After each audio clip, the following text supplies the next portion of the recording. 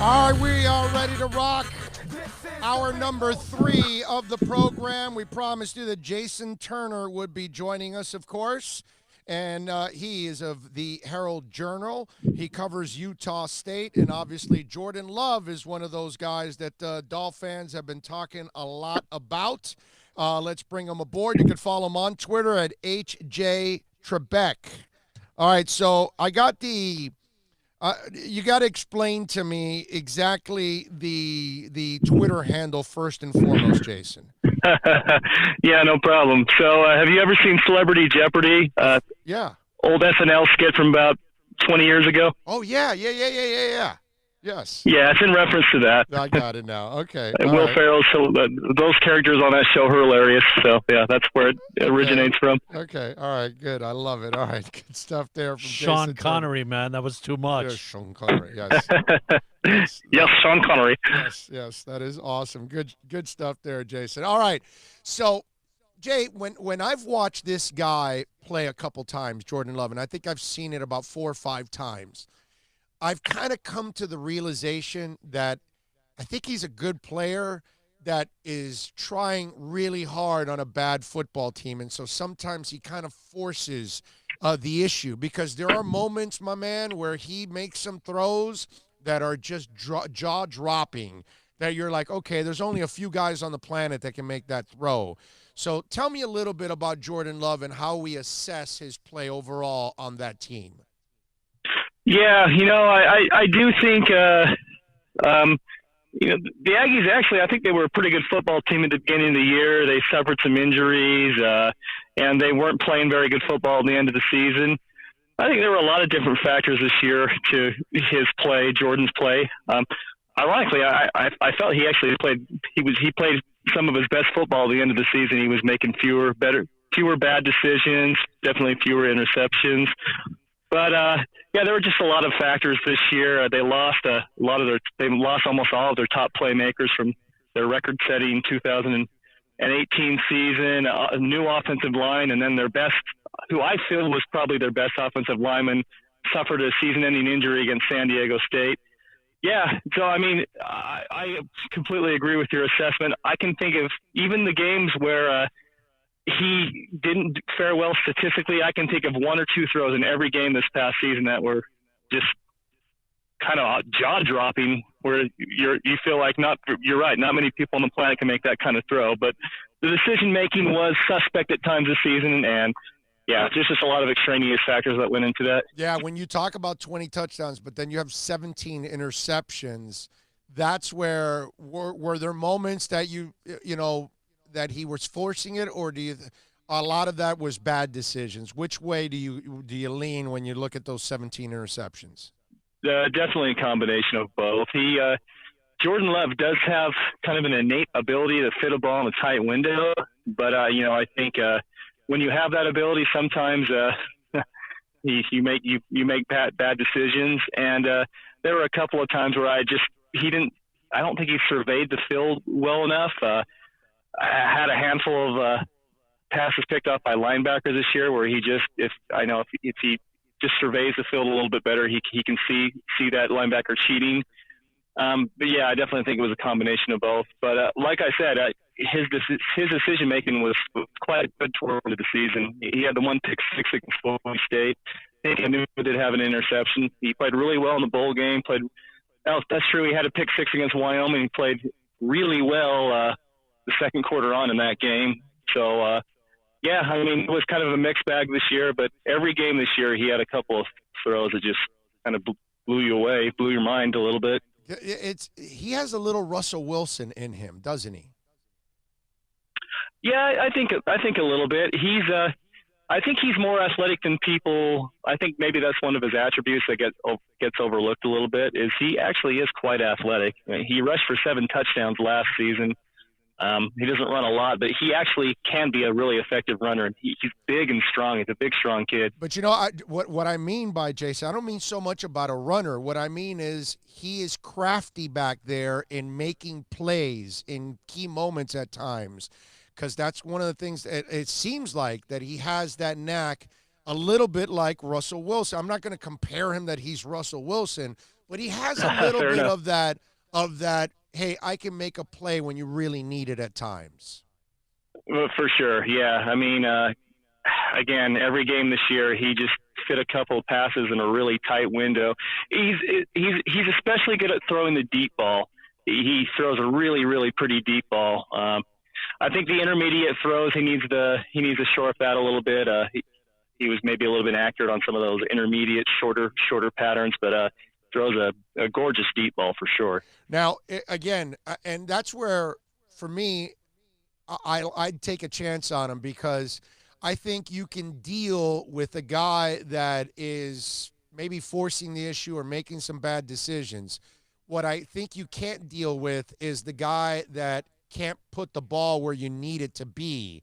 And I don't think accuracy is really a major problem for him. I think sometimes it might be more fundamentals at times when he's off. It's not because like you just said, when it comes to deep balls, he puts it right there. So he has touch. He has accuracy. It's just sometimes he might rush things and might force it. Hey, sorry, I'm losing you. I can't hear you very well right now. Oh, okay. I'm sorry. You got me now? Can you hear me, Jason? Yeah, I think I'm okay. Just get out here and drive around for a second. Okay. All right. So what I was saying is that he's the kind of guy that it's accuracy, I don't think, is a problem with him. It might be fundamentals at times where he might not be positioned right. He might make a bad decision. But like you just said, when he throws the deep ball, he throws a pretty one, and he's got accuracy and he's got touch. So it's more about working on his fundamentals, isn't it, and his decision-making? Yeah, for sure. Yeah, like decision-making was definitely a big part of some of his struggles this season. And, yeah, I think sometimes he did get a little bit of happy feet in the pocket. He really was blessed last season to play for to have a veteran offensive line. I mean, they returned 4 of their starters from the 2017 season, so they had stability there. And I think, Utah State's schedule was markedly more difficult this past season than it was in 2018. So, I mean, there really were just a lot of factors that went into his decreased production. So let me ask you, Jason, where have you seen the growth from one year to another when it comes to Jordan Love? Ooh, that's a good question. I really think I saw more spectacular throws this season than last season. Another thing about 2018 is he had a couple of receivers, really big physical targets that he could put a ball in tight space, and they were going to out physical the defensive back and come down with that football. I think he had good playmakers this season. He just didn't have. They weren't the same. They weren't as big. They weren't as physical.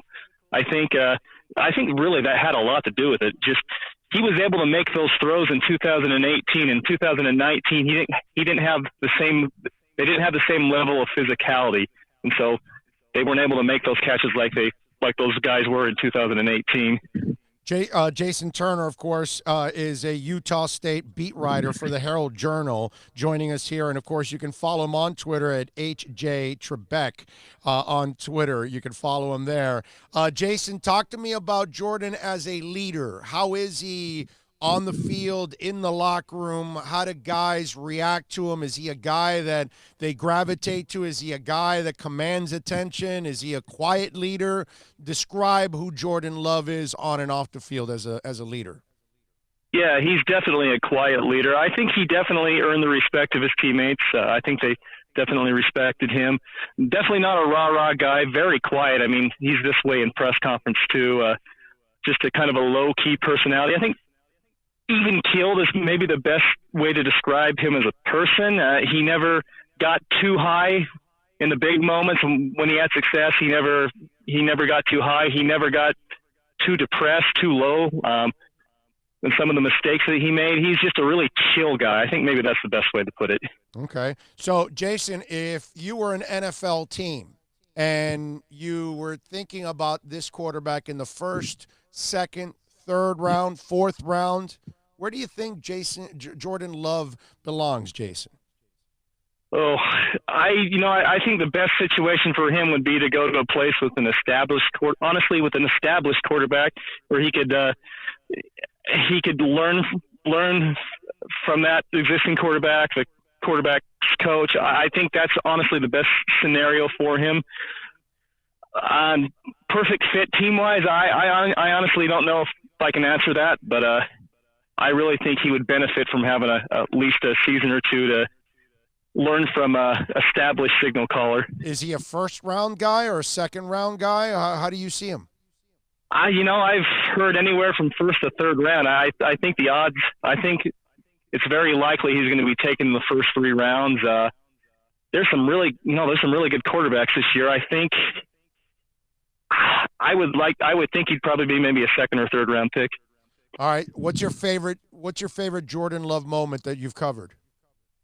Favorite Jordan Love moment that I covered? Well, I think Aggie fans would probably that's a tough one. Maybe that win at BYU in 2018 when they went to Provo and just boat race BYU, which they rarely do.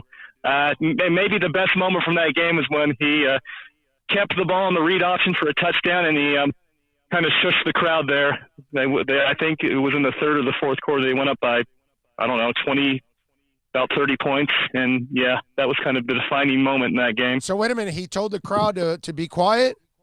Well, he did it in a very low-key way. He just kind of put his finger to his lips after when he was rounding the end zone, yeah.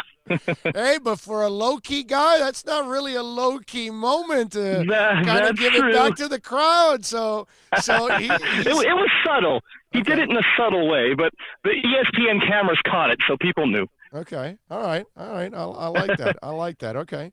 And by the way, smart guy too, right? Because he's a junior graduating with a degree already. Yeah, well, he did redshirt his first year, so he was there for 4 years. But still, I mean, he got his degree in 4 years. That's definitely commendable. Hey, listen, you don't have to be a football player. There's a lot of people on the 5 and 6 year plan, Jason. Exactly. So, there's a lot of people on the Chris Farley plan. It's true. That's right. They're on the Chris Farley plan. I like that. Follow him on Twitter at HJ Trebek. Hey, Jason, thank you for taking some time, my man. I really appreciate you catching up with us on Jordan Love. Hope to do it again sometime down the line. I appreciate it. Yeah, thanks for having me, man. You got it, baby. Be good. There you go. Jason All right, Turner. we'll do. Good stuff, man. Appreciate it. From the Herald Journal, talking little Jordan Love. I like the kid. He's raw, but he's got a lot of ability, man. I mean, I've watched, I think it's 5 games this year. Every opportunity I got that I saw Utah State was on, I recorded it. I didn't watch them all live, but I would record it, and then I would make sure to watch it. And there are moments that you're like, wow. You're like, whoa. Like, he made that throw, and you're like, this is sick ability. That's what Jordan Love looks like sometimes. You're like, holy crap. Yeah, no, this is a guy we got to draft. You know, that kind of stuff. And I think because of remember, he's still green. And you've got to then teach him not to make the bad mistakes and teach him to be a little bit more patient and all that. And you don't really know if he's going to be able to do it. So it's a little bit of a risk. But, man, the talent is undeniable. Undeniable. Seriously. And he plays like a quarterback. That's the other thing. It's not like he's not an athlete trying to play quarterback. No. He's a quarterback. And he's got some athleticism, but he only uses it most of the time to try to make a pass. He's not the guy that, there's nothing here, I'm running already. No. He's trying to be a quarterback first, and I like that a lot about him. Like, he's a legit drop-back passer, okay? Legit.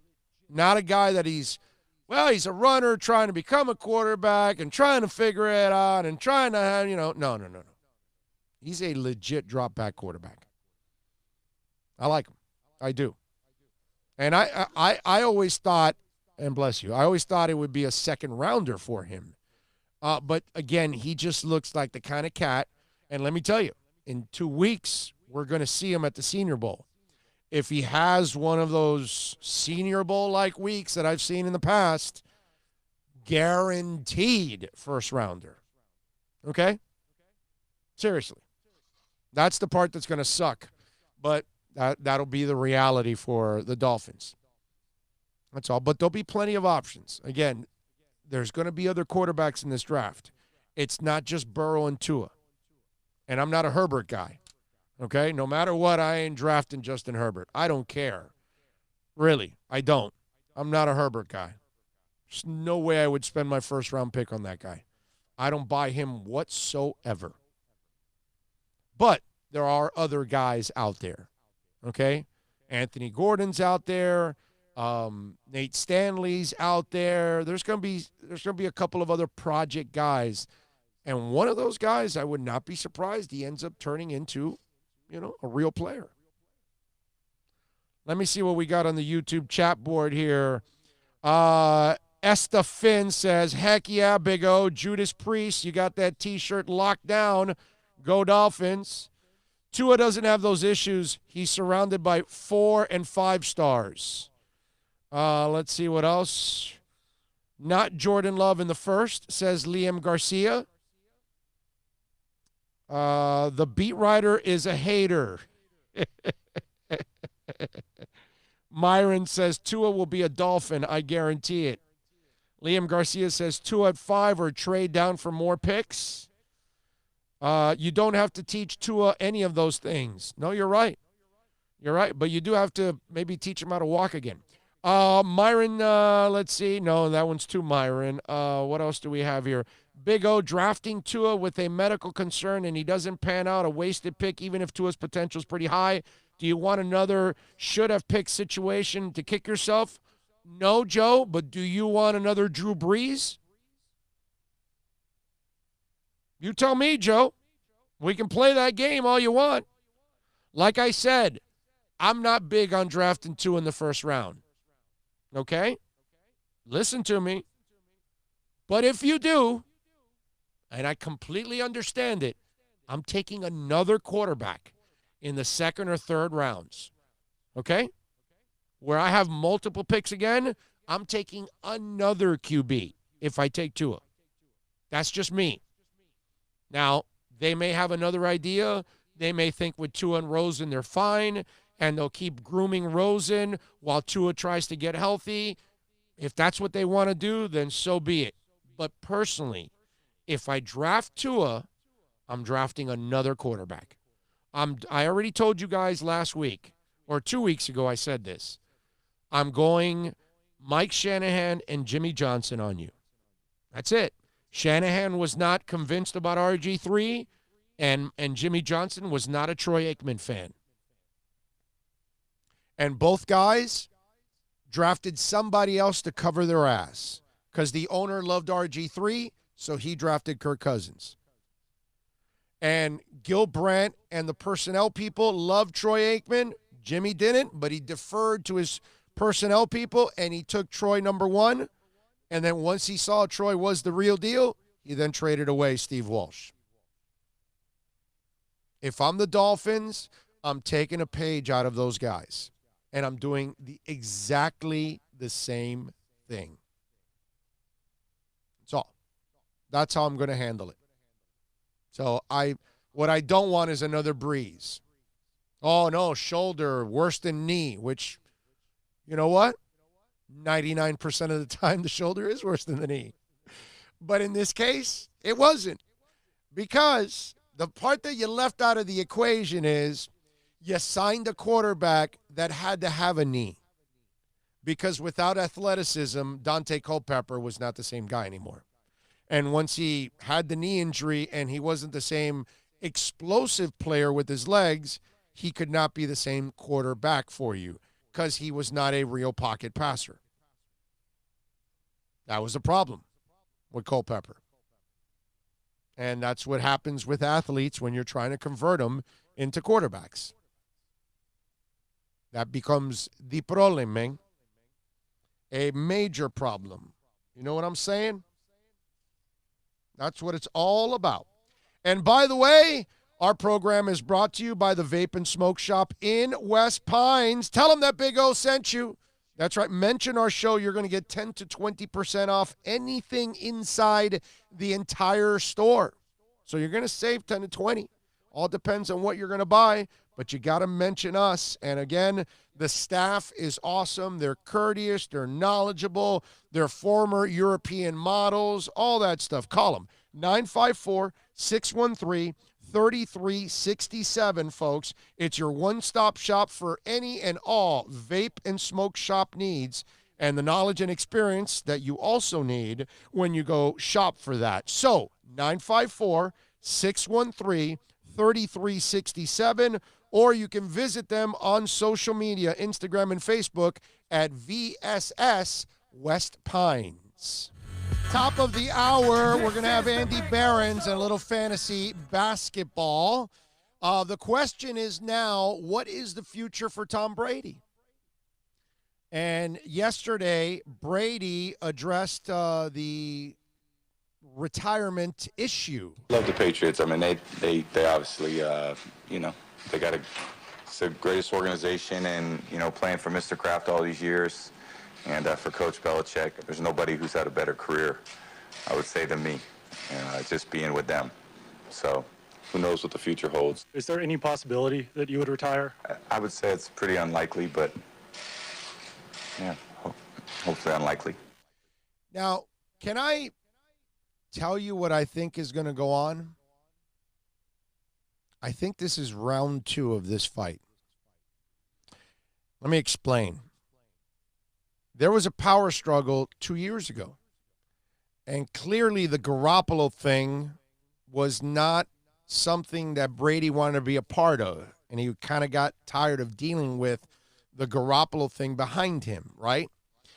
And Belichick ended up trading him basically for what he drafted him, which was really weird in itself, because you would figure he would get at least a first-rounder for Jimmy Garoppolo, and he didn't. And I still have a hard time believing that he couldn't have gotten a first-rounder for it, but to me, this is one of those things that the owner wanted him to get rid of him. And that's where Brady won the battle over Belichick on that. And they got rid of Garoppolo. And who knows, maybe Belichick was telling the owner, hey, we need to move on from Brady now. Because Belichick's that guy that likes to move on before you run out of gas.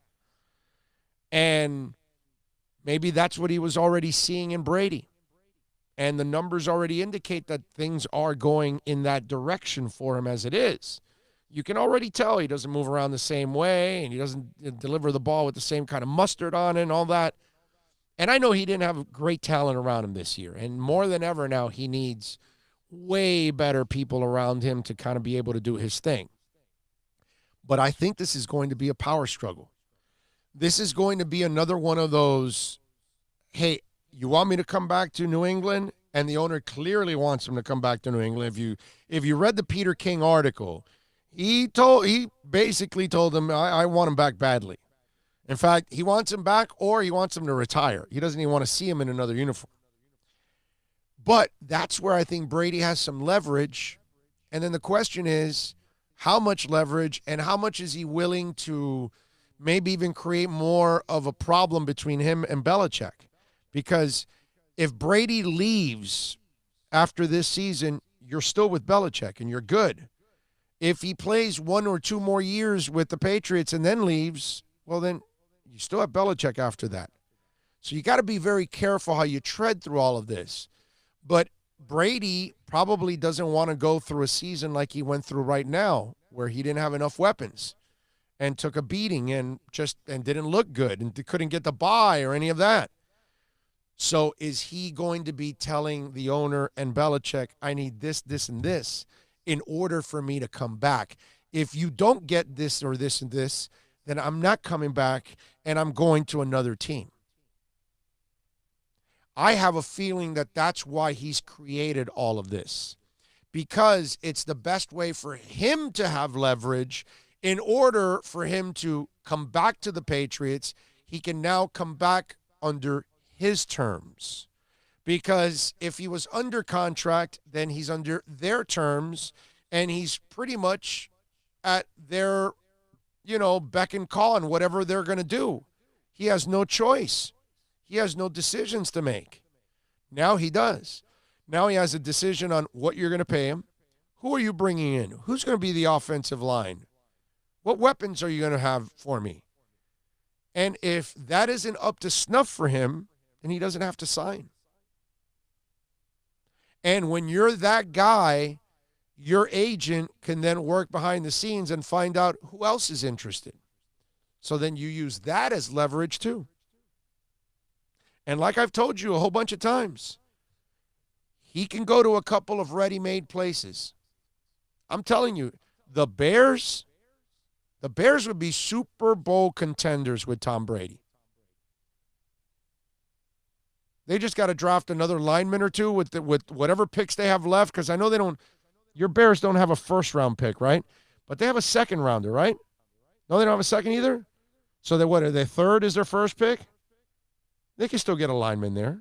We are missing a 1 and a 3 this year. Okay, so the 1 and 2 the second you can get, so you can get a lineman in the second round, and you can get a lineman in free agency. You know, that's probably the only thing the Bears really need in the end for Brady.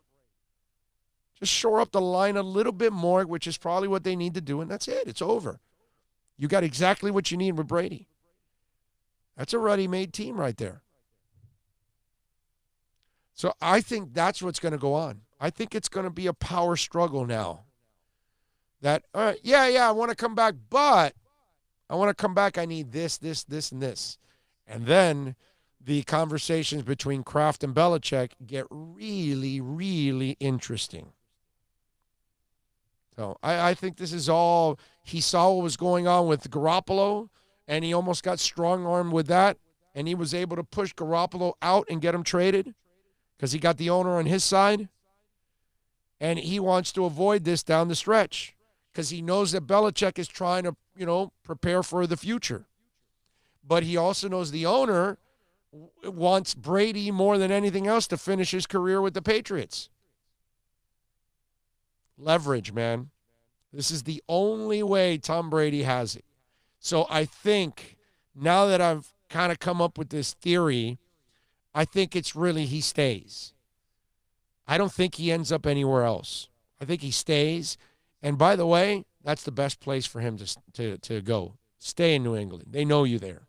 You got to go somewhere else. They've got to get to know you, and you got to step into a ready-made team. You hope so. But then you've got to learn everything about everybody all over again. That's a lot, man. And when you don't have a lot of time, that's why ultimately, look, as a Dolphin fan, I want him to go away. I want this thing to, but I know my Dolphins aren't ready to take over the division next year anyway. So if he comes back for one more year, hurrah with the Patriots, I don't care, whatever. Flores has already kind of figured you out already. So he beat you with no talent. He'll be better in the next coming years with more talent. Not worried about it. If Flores can go up to Foxborough and beat the Patriots in a game they desperately needed, I'm feeling pretty good about our Dolphins. I'm all right. I'm all right. But I think that's what's going to happen. It's going to be a power struggle. Let's see. What else do we have here? Oh, you guys are just chatting with yourselves on the but that's good. I'm glad. Nice to see everybody kind of, talking with each other. All right, let me tell you a little bit about Pallet Rack City. I love great racks. Don't you love great racks? I mean, they make everything look so beautiful. A great rack, you don't want to go into your warehouse and it's all unorganized. You thought I was talking about the other rack, right? No, those racks are great too. But listen, organize your warehouse, okay? Call Pallet Rack City. Call Eddie Pineda right now. Straighten out your business. 305-887-9212. Largest used racking inventory in South Florida. They buy and sell new and used pallet racking. The place to go. You want a great rack? You go to Pallet Rack City, your one-stop shop for all of your warehouse needs. They specialize in knockdowns and installations of your warehouse equipment. So call Eddie Pineda right now. Pick up the phone. 305-887-9212. Save it on that cell phone. 305-887-9212 for Pallet Rack City. All right. We got Panthers last night. They defeat Pittsburgh. And Chris Dreger, by the way, was the goalie in hand, having a game that you want Bob to have with 31 saves, allowing 1 goal. I'd love to get excited. I know it was Pitt, and it was a sweet win. But they're the team that then loses to Arizona next. So let's go, Panthers. Come on. Show me something. Show me you got it. Show me you can finally put it together. The owners have spent a ton of money. All right? There's a Hall of Fame coach. Supposedly a badass goaltender that we haven't seen yet. He's flashed, but he, hasn't really shown up on a full-time basis yet. Show me. Help me get excited. Please. I want to get excited about my Panthers. And I loved it last night. Beating Pittsburgh was cool. Heat last night over the Blazers. I love it. Hassan Whiteside was in town. We're going to have David Wilson. He's going to join us at 2 o'clock. Did I say Andy Barron's at 2? No, Andy Barron's at 2:30. 2 o'clock will be David Wilson. He was covering Hassan Whiteside yesterday. And Whiteside, by the way, was when he played yesterday, the fans started chanting, "We got shooters," which was so awesome, by the way. I got to congratulate the Heat fans out there. That is probably one of the most creative chants that a Miami fan base has ever had. I mean, we got shooters. That's all. Because when Whiteside signed with the Portland, he put out on a Instagram post, "We got shooters." And everybody took that as a shot at the Heat because they really didn't have a lot of shooters the last couple of years. Not like this year where they're loaded with shooters. And so Whiteside kind of took it a little. He goes, "I didn't mind the boos, but I did kind of mind the 'We got shooters' chant because I didn't mean it as a shot at my ex-teammates," which, by the way, I think he's full of crap. Here's Hassan Whiteside after the game. I don't have any bitterness towards the Heat or anything. Like I said, I grew up, I kind of feel like I became an NBA player here. I feel like I faced the trial and tribulations of the NBA coming here, from ups and downs to the highs to the lows, things like that. Like, I'll never forget. Yeah, right. You were a complete low, dude. But you got your, what did you get yesterday? 18 points, 14 rebounds. What was it that he had? 21 points, 18 rebounds, and 2 blocks. Lost like dogs, but I'm sure he's loving his stat line, because that's all that matters to Whiteside, his money and his stat line. He doesn't care about anything else. And you were taking a shot at the guys. Maybe in hindsight you realized that it was taking a shot at the guys. You probably thought at the moment you were taking a shot at the Heat, but you were also taking a shot at your ex-teammates. But don't worry, Hassan. Everybody knows you're a knucklehead. Everybody knows you're immature. And most people know you're probably too dumb to figure things out anyway. Okay? So, Hassan, you should take it personal. You're not liked here. You stole money, basically. All right? Now, it's not all your fault. Unfortunately, I got to blame Pat Riley. He's the one that screwed up in signing you. But that was that chant, "We got shooters," that was awesome. That was awesome because, Hassan, we got shooters too. Goran Dragic shot 7 of 10 from three-point range. Just want you to know. Miles Leonard can hit a 3. Derrick Jones. How about Derrick Jones Jr. yesterday? 19 points, 6 rebounds, a steal, 2 blocks, and 2 assists. That kid is just turning into a heck of a player. Bam shot 9 of 10 from the field for 20 points. 8 rebounds, 6 assists, a steal, and a block. Now, no C.J. McCullough yesterday. He was probably having a little wine, but Lillard did play. And Melo. Melo played. He was 3 of 11, 0 of 4 from three-point range, 11 points in 31 minutes. I'm sorry. No, he's averaging 31 minutes on 42% shooting, 39% from three-point range, 16 points, and 6 rebounds. And I'm sure the Portland Trail Blazers are extremely happy that they signed him. I talk about an organization that you got one of the best backcourts in the NBA. You got a young center in Nurkic. I know he's injured now, and that's why they traded for White Bum. And look, I'm glad they traded for White Bum. I'm glad we got rid of White Bum's ass out of here. I mean, you got to get him out of here, so I'm glad. But this is a team that was pretty good and pretty competent overall. And in one off season, they acquire Whiteside and Melo. Just wow. If the Heat did that, I'd be laughing and ripping them for it. I mean, how would you do that? I mean, I rip them anyway for the Whiteside deal. Can you imagine you're also signing Melo? And there have been times that some of you Heat fans wanted Melo. Yeah, which I never understood that.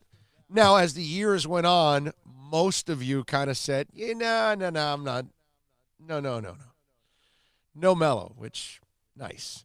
And don't forget, folks, speaking of this, make sure you hit the thumbs up for the show.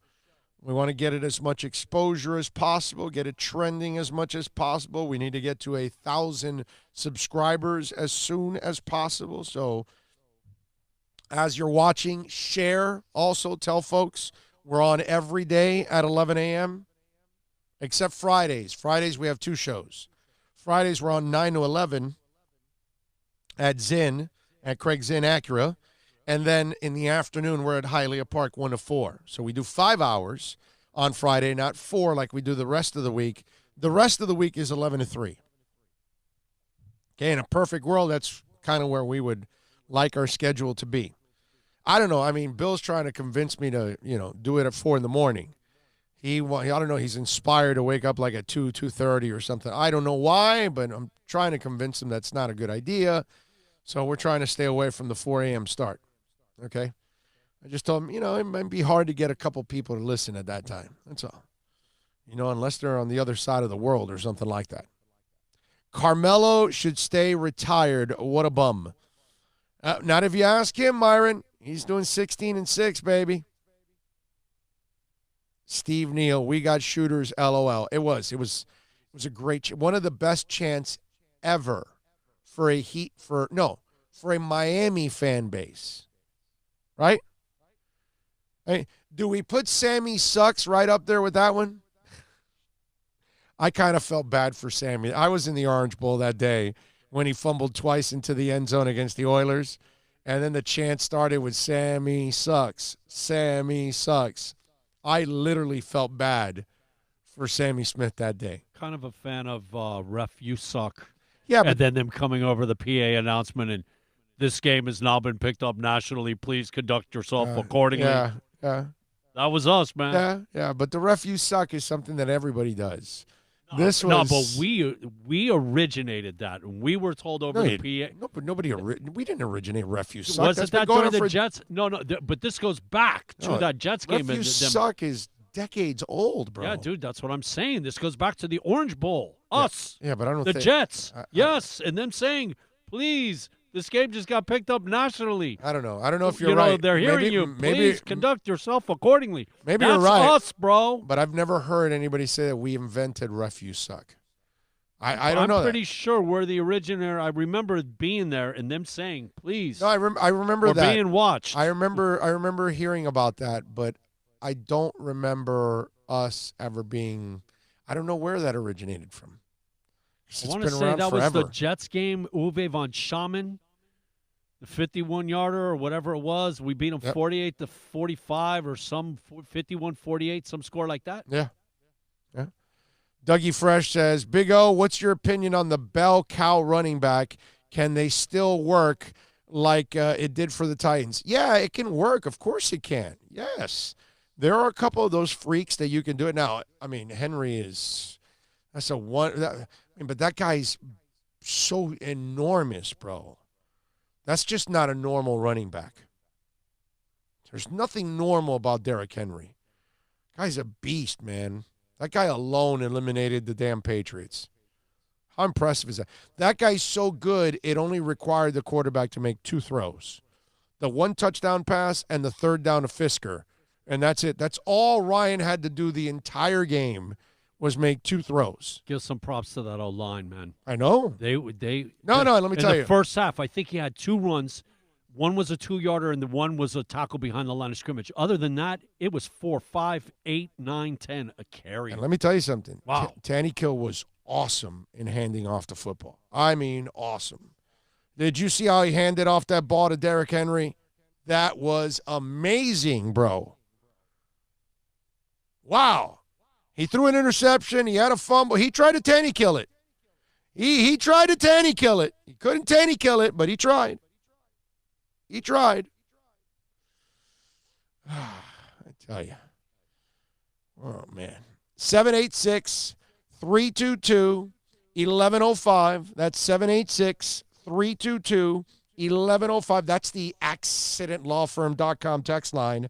786-322-1105. So, did you guys hear what's going on now here in America? I mean, let me tell you something. I've been married now 25 years. In a month and a half, by the way, it'll be 26 years, okay? A little more than a month, about 2 months and a half, actually. It'll be 26 years that I'm married. Been with the same woman for 31 years. So I think I've been with the same person a pretty long time, right? And I got to tell you something, Bill. This is a time where I don't envy you because you're single. I don't think single is a good time to be right now in this country, and especially in the month of January 2020. Do you know why, Bill? Do you know what the latest craze is now? Oh, what are they up to now, man? It is not January. It is January. That's right. Women all over are saying, free the hair. That's right. In January, women are going to let their body hair grow. So women are flashing underarms with hair, legs with hair. Okay? I just want, listen, first of all, ladies, I just want you to know that is nothing that to be proud of. Okay? All right? Because we shave too. We shave our faces. We shave our ear. Do you want me to let the hair grow out of my ears so then I'm walking around like this? You want my nose hairs? Is that what I'm supposed to do? Ladies, it's a good thing to shave. Welcome to the jungle. Come on. What the hell is going on here? I mean, there's nothing wrong with shaving, ladies. Yeah, we like passing our hands through a nice smooth leg, right? Are you sticking your tongue in his ear and there's a whole bunch of hair? Is your tongue like going through the hair to get into the ear hole? Huh? How's that working out for you, ladies? I don't think you're going to no, it's so sexy. Your ear hair is so sexy. Yeah. In fact, I can put the ones off your earlobe in a braid if you want. Really? Is that what you want? Is that what we should do too? Just let it go, guys. We're all walking around, hair everywhere. Forget it. We look like Nick Nolte after, getting arrested. Disheveled. If you don't know that picture, just go find Nick Nolte arrested and just look at that picture. And then there you go. Is that really what you guys want? There's nothing freedom about that, ladies. Okay? Nothing at all. There's a reason why we all shave. There's a reason why we all cut our hair. Okay? That's why we trim our nose hairs, ear hairs, all that stuff. Face. I shave today. I trim my beard. I think it's a good thing. Oh, by the way, lots of guys now, they also shave down there too. They don't want. Welcome to the jungle. We got fun and games. Right? And there are a lot of ladies that don't like going to the jungle anymore. There are a lot of ladies that don't like chest hair. Guys shave chest hair. A lot of you millennial chicks, you don't like the chest hair. The older ladies, like my age, they're into the chest hair, a lot of them, because they grew up in that era. So shaving is a good thing, okay? Ladies, January is not a good idea, all right? I just want you to know. Listen, you know what January was for? Is when I used to go to the carnival and the ape woman was there, and you went to go see the ape woman in the tent. Did you ever do that? Did you ever go pay to see the ape woman? You never did that? When we were little, we went and saw the lady that was a spider and seeing the mirrors and all that crap, and I never did that again.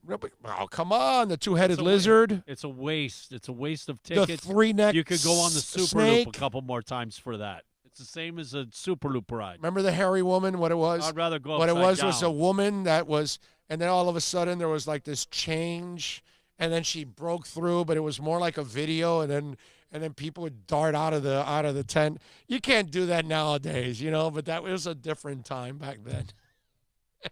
Special effects were pretty sorry. So.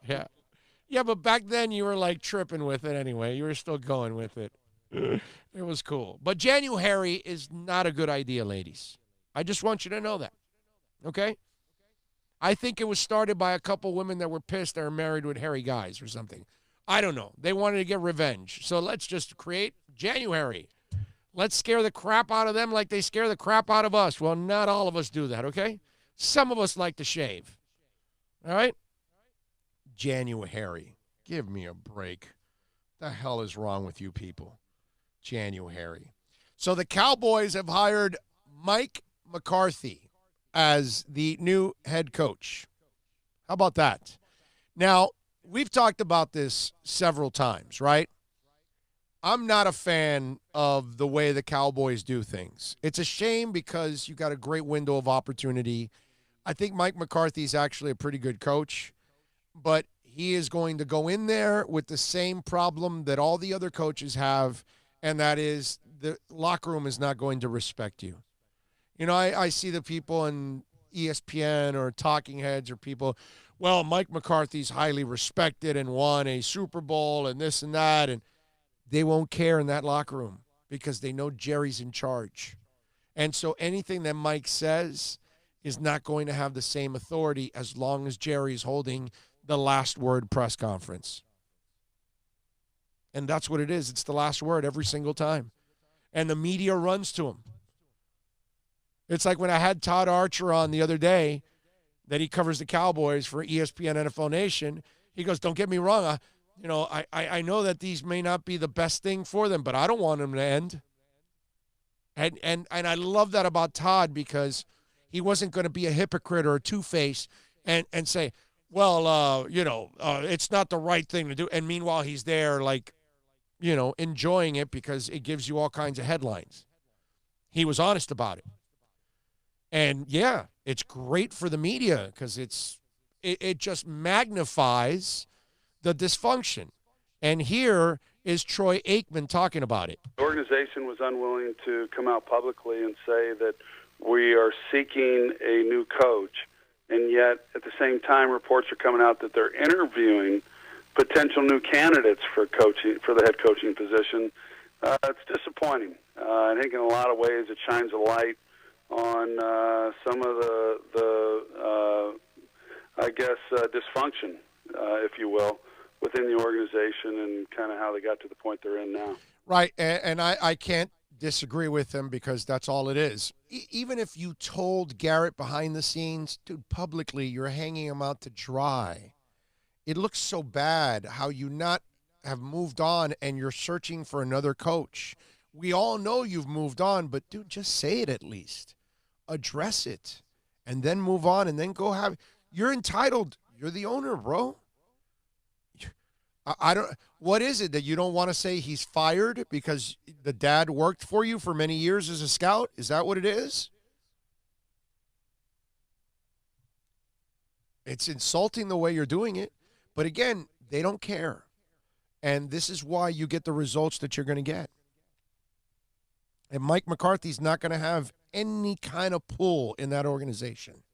They can tell you whatever they want. It's Jerry's show. And as long as it's Jerry's show, and he's never going to step down, I get it. But nothing's going to change with the Cowboys. This hire will mean it's a shame because Mike McCarthy is a pretty good coach and is a guy that maybe could make a difference. But if he's not respected in that locker room, it's just not going to happen, ladies and gentlemen. I'm sorry. Can't expect it. What are you going to do? Let's see. Jerry Gonna Jerry, Armed Ape says, you are correct, sir. Drubo says, I care about the racks, Big O. You better care about them racks. I love racks. Ladies, you realize that when you stop shaving after years of doing it, it's not peach fuzz that's coming back. Ooh. Let's see what else. Free the hair. We don't care. Come on, man. Seriously, dude? You want hairy legs? That guy's from France, bro. Yeah, something like that. Yeah. No, dude. No, I can't. I can't go with the hairy legs, bro. No way. There's no way I can go with the hairy legs. I can remember hairy underarms. Being in Martin County, we had some exchange students, and they were from France. And sitting there, and we're at the party and this, and like everybody, and like, man, she looks pretty good, this, that. I'm like, do you realize that chick probably has as much body hair as you do, bro? Do you really want to go there, man? That happened to me in Paris. I was 18 years old. I'm in Paris. I'm at a club in Paris. And I was, just in case if you're wondering, well, he's 18, what's he doing in a club? I've been going to clubs since I was 15. I had a beard. Okay? When I was 15, I had a beard. Speaking of hair. Anyway, so 18, I'm in a club. And I meet this really pretty girl. Hot, man. I'm telling you, smoking hot. Really pretty girl. So we're talking. And we're trying to talk. She spoke a little English. You were saying French fry, French salad dressing. I spoke no French. Nothing. And so we're just trying to communicate and whatever. And so I go and get us a couple of drinks. And I come back and I put the drinks down. And I watch her reach for the drink. And as she reaches, it's the first time I notice there's hair under the arms. All right, I'm 18. So this is 1984, right? This is, a long time ago. So, different world. Back in 84, to see a woman with hair under her arms, that was freaky, dude, okay? And especially for an 18-year-old, you're not used to that kind of stuff. And so, yeah, I have to say that did freak me out a little bit. Yeah. You could have done the Pee Wee Herman, man. Blah, blah, blah, blah, blah, blah. Yeah, that did a number on me, I got to say. All right, we are done with this hour. We are going to get David Wilson on from the Miami Herald. We're going to switch gears. We're going to talk a little Miami Heat basketball. The Heat won last night against the Blazers. They beat Melo. They beat Whiteside. David Wilson was on the Whiteside beat. He covered the petulant child. Let's find out how David Wilson handled the petulant child from the Portland Trail Blazers. Thank the Lord he's no longer here. Hour number 4, the final hour of the program. Also, Andy Behrens at 2:30 for a little fantasy basketball. That's all next right here on the Big O Radio Show.